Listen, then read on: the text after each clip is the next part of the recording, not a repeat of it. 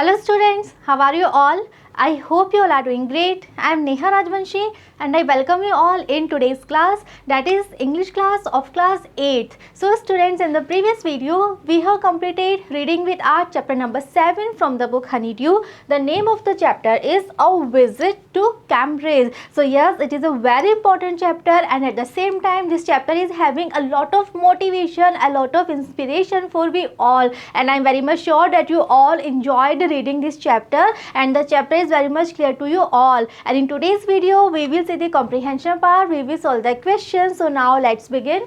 Question first. Cambridge was my metaphor for England to the writer. So in this question, first of all we are having one sentence from the chapter. Let's read the sentence. The sentence is that Cambridge was my metaphor for England. So after reading this sentence we have to answer that to the writer. We are having some of the option and we have to choose the appropriate or we can say the most suitable one option. So let's read the option. First is Cambridge was a reputed university in England. Second, England was famous for Cambridge, and the third one is Cambridge was the real England. So basically we have to tell that what this word metaphor here means, that why Cambridge was just like a metaphor for England, for the writer. So we have to choose the appropriate answer, and our answer is that it means England was famous for Cambridge. So in the chapter we have read this thing that our writer Mr. Firdaus, he was saying this thing that for him Cambridge was just similar to England. Cambridge was a metaphor for England. It means England is actually very much famous for Cambridge. Okay. Second is the writer phoned Stephen Hawking's house. So in the chapter we have read that when our writer Mr. Firdaus, when he came to know this thing that the great personality Stephen Hawking, he is also there at the Cambridge University. So he just wanted to have a meeting with Stephen Hawking, and for that purpose he phoned Stephen Hawking's house. So we are having some of the options. So let's read. First is from the nearest phone booth. Second is from outside a phone booth. Third is from inside a phone booth. So yes, our writer Mr. Firdaus, he phoned Stephen Hawking from the nearest phone booth that was there. Next question. Every time he spoke to the scientist, the writer felt guilty because, every time he means Firdaus. So when he was sitting in front of Stephen Hawking, and the both personalities, when they were talking, when they were having one conversation, so each and every time when Firdaus, when he was having one question, when he was asking something, so at the same time he was feeling guilty. Why? So we have to tell the reason, and again we are having some of the options and we have to choose the most appropriate reason for this thing, that why the writer he was feeling guilty. So let's read. First is he wasn't sure what he wanted to ask. Second, he forced the scientist to use his voice synthesizer, and we all know here scientist means Stephen Hawking. And the third is he was face to face with a legend. So what is the reason? What is the answer that why he was feeling guilty? The answer is that he forced the scientist to use his voice synthesizer. So we have discussed this thing in the chapter very well, that Stephen Hawking, he was having a particular kind of paralysis. Because of that he was unable to talk, he was unable to speak, and he was using one voice synthesizer, or we can say he was using one computerized voice to make a communication, and that was a very tough task for him because he was using the little movement that he was having in his fingers, because he was tapping the keypad and the words they appeared in the computer screen that was in front of him, and those words they were heard with the help of that voice synthesizer. So yes, it was very tedious, it was very tough task, and this was the reason that our writer Mr. Firdaus, he was feeling guilty whenever he was asking some question, whenever he was talking, because Stephen Hawking, he was actually making a lot of effort to reply, to talk. Okay.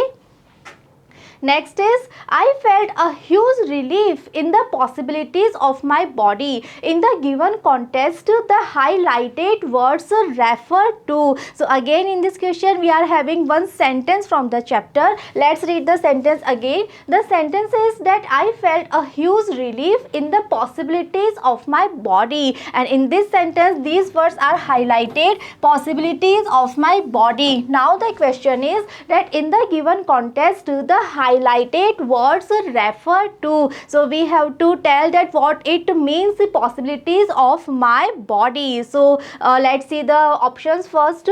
First one is shifting in the wheelchair, turning the wrist.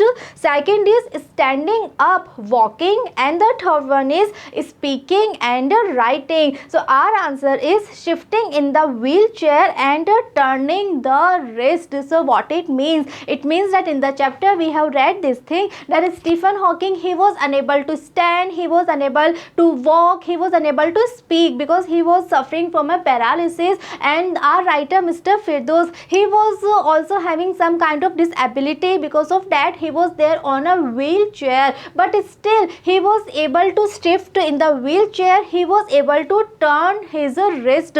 It means that yes, he was a disabled person, but comparatively to Stephen Hawking, he was having more possibilities. And at that time he realized this thing, that when Stephen Hawking, who is having only a little bit of movement in his finger, but still he is able to achieve so many things, still who is a great scientist. So at that time our writer Mr. Firdaus, he understood this thing, that yes, he is having so much possibilities, because yes, he is able to move his body, he is able to have a control over his body.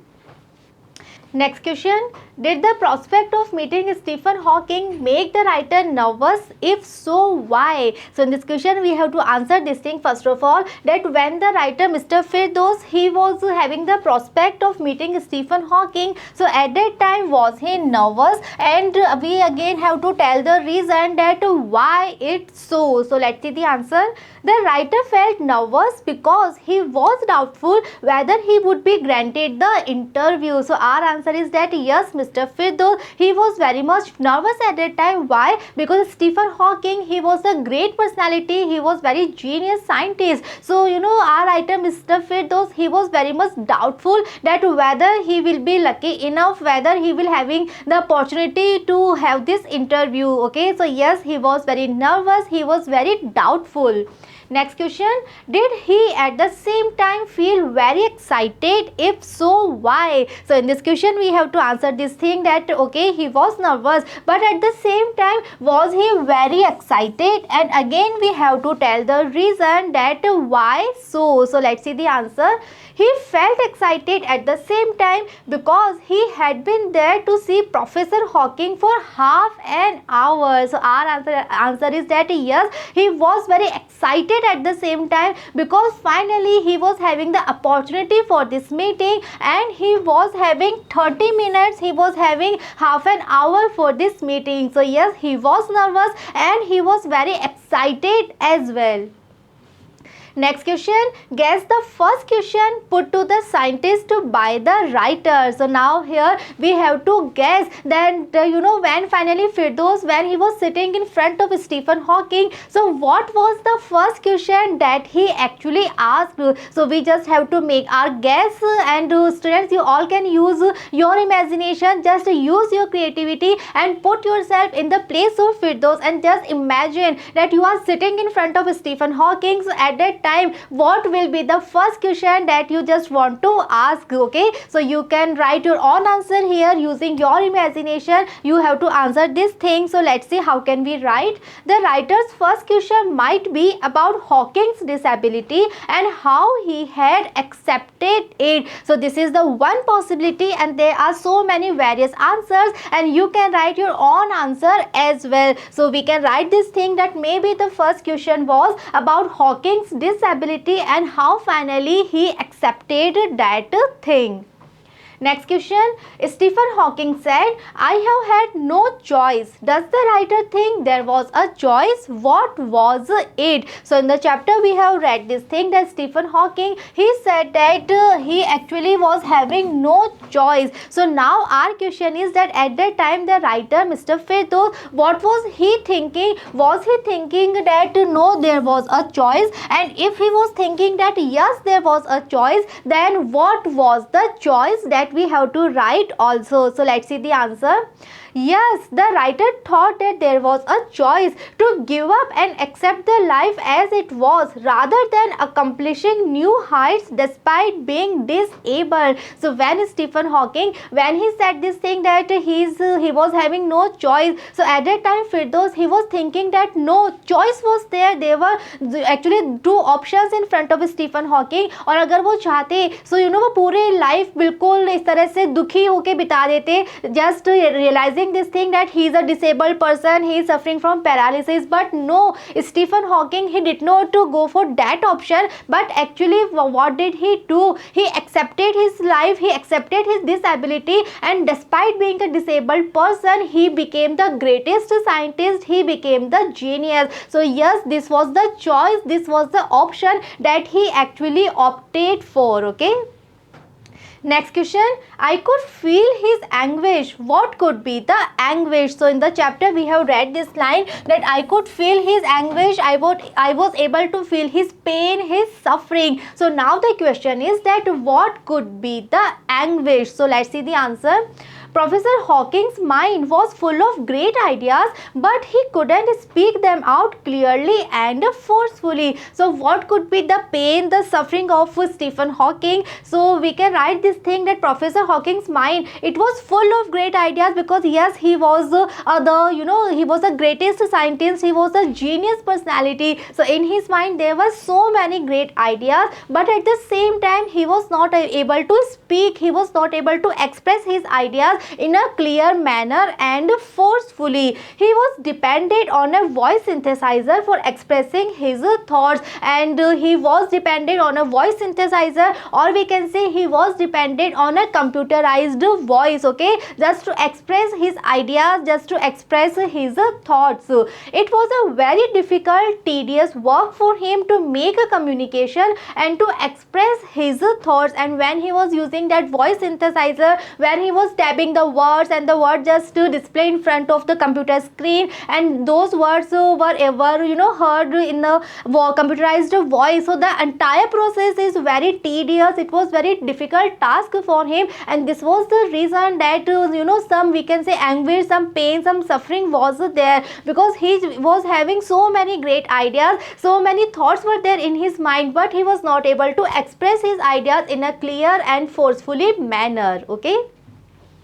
Next question. What endeared the scientist to the writer so that he said he was looking at one of the most beautiful men in the world? So in the chapter we have read this thing that Firdaus, he realized this thing that he is sitting in front of a person who is the most beautiful man in the world. So why this feeling was there in the mind, in the heart of Firdaus, that thing we have to write here. The reason we have to write here that why for Firdaus Stephen Hawking was the most beautiful man in the entire world. So let's see the answer.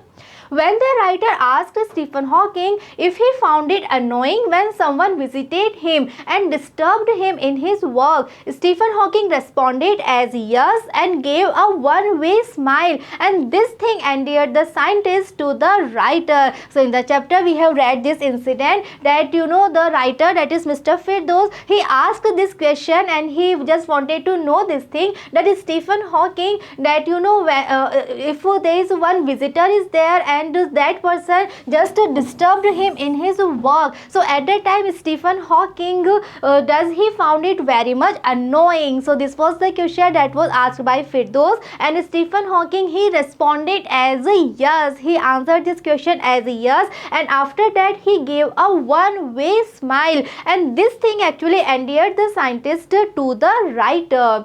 Firdaus felt that he was looking at the most beautiful man in the world, who was differently able but had a beautiful soul and is a very good human being. So at that time Firdaus, he realized this thing that Stephen Hawking, he is the most beautiful man in the world. Why? Because he was differently able, but at the same time he was a beautiful soul and he was a very good human being. So yes, Stephen Hawking, he was the great scientist, he was the genius, but at the same time he was having a very beautiful soul, he was a very good human being. And because of all these reasons, Firdaus, he realized that he was the most beautiful man.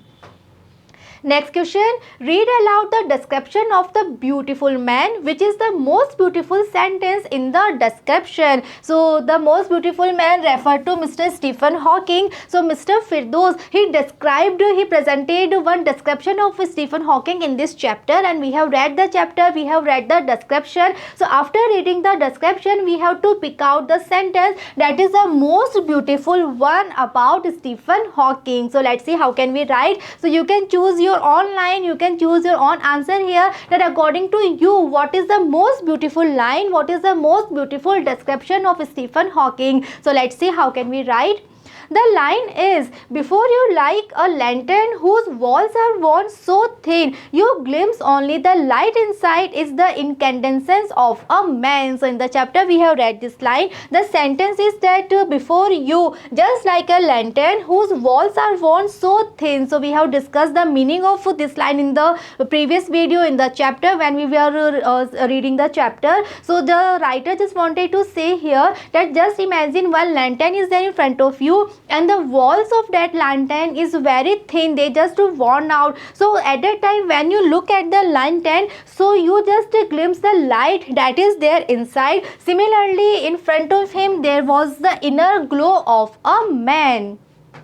Next question, if the lantern is the man, what would its walls be? So now we have to answer these questions. Let's suppose if the lantern is the man, because this is a comparison that we have discussed already. So now just suppose that lantern is the man, then what would its walls be? So let's see the answer.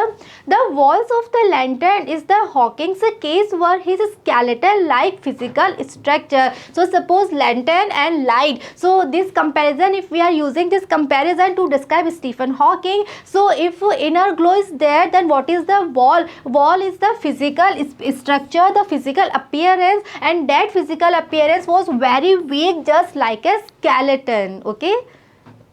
Second is, what is housed within the thin wall? So now we have to answer this thing, that what is housed within the thin wall. Suppose there is a lantern, then inside the lantern there is a light, but now we are having Stephen Hawking in this case, that his physical appearance is the walls of the lantern. Then what is there inside the lantern? So let's see the answer. The glow of the eternal soul was housed within the thin walls of his body. So here the light is the glow, or we can say the light of his eternal soul. It was housed within the walls, it was housed within that lantern of his skeleton. Next question, what general conclusion does the writer draw from this comparison? So when the writer, when he was presenting this comparison, so with the help of this comparison, what general conclusion he wanted to present? Okay, so with the help of that comparison, what actual thing he wanted to present, what was the thing that he wanted to convey, that we have to write here. So let's see. The writer draws conclusion that the eternal soul is more important than the body. So here the writer, he wanted to convey this thing only, that the eternal soul that is inside each and every human being, that soul is more important than the body. So he actually wanted to say this thing, that no matter how you looks from outside, no matter what is your physical appearance, how you look like, but the actual thing that actually matters is the soul, is the eternal soul, is the eternal light, or we can say the eternal glow that you are having. Okay, so he just wanted to convey this thing, that physical appearance is having no importance, but our eternal soul, or we can say the inner glow, inner light, that is the most important thing. Next question, what is the scientist's message for the disabled. So in the chapter we have read that Firdaus, he asked this question that to Stephen Hawking if he is having any advice, any suggestion for all the disabled people. So what was the suggestion, what was the advice that he gave? So that we have to write here. So let's see. Professor Hawking's message for the disabled is that they should concentrate on what they are good at. It is foolish to try to copy the normal people. So Stephen Hawking, he actually was having one suggestion, one advice for all the disabled people, and his advice was that all the disabled people, they should concentrate, they should have their entire focus on the thing in which they are very good. And he also added this thing that it is actually foolish, it is actually waste of time when you are trying to copy the normal people. And this was the reason he said that disabled Olympics, they are actually waste of time, because in those activities disabled people, they are trying to be like normal people, they are trying to copy the normal people. So they should not do that, but actually they should concentrate on the thing in which they are very good at. Next question, why does the writer refer to the guitar incident? Which idea does it support? So now in this question we have to answer first of all that the writer Mr. Firdaus, he was having one incident, that was the guitar incident. So why he referred that guitar incident? And we have to tell this thing also that what idea he actually wanted to convey to represent that guitar incident. So let's see the answer. The writer spent many years trying to play a big Spanish guitar. One night he loosened the strings joyfully. So in the chapter we have read that Firdaus, he presented one incident, he narrated one incident, and according to that he was trying to learn how to play a Spanish guitar, and that was a very big, very huge Spanish guitar. And one night he loosened the strings, and that too in a very happy manner. He just damaged that guitar. This incident supports the idea that the disabled people should practice only what they are good at. And with the help of this incident, he actually wanted to convey this idea, he actually wanted to present this idea that if disabled people, if they just want to be like normal people, if they just want to copy the normal people, then definitely this is very wrong. But actually they should practice the thing in which they are really very good at. So to just support Stephen Hawking, writer Mr. Firdaus, he narrated this guitar incident. Next question, the writer expresses his great gratitude to Stephen Hawking. What is the gratitude for? So in this question we have to answer that the writer, he expresses his great gratitude for Stephen Hawking. Okay, so after the meeting, the writer Mr. Firdaus, he was full of gratitude. He actually wanted to have, to show his gratitude for Stephen Hawking. So our question is that why he was grateful for Stephen Hawking. So let's see the answer. The author felt much inspired after meeting with Stephen Hawking, therefore he felt grateful to him. So the reason that why he just wanted to show his gratitude for Stephen Hawking, why he was grateful for Stephen Hawking, was that after this meeting, after when he was there in front of Stephen Hawking, so after that meeting, now he was having a lot of motivation, he was having a lot of positivity, a lot of inspiration, and now he was having this thought that that yes, his life is full of possibilities, he can achieve so many things.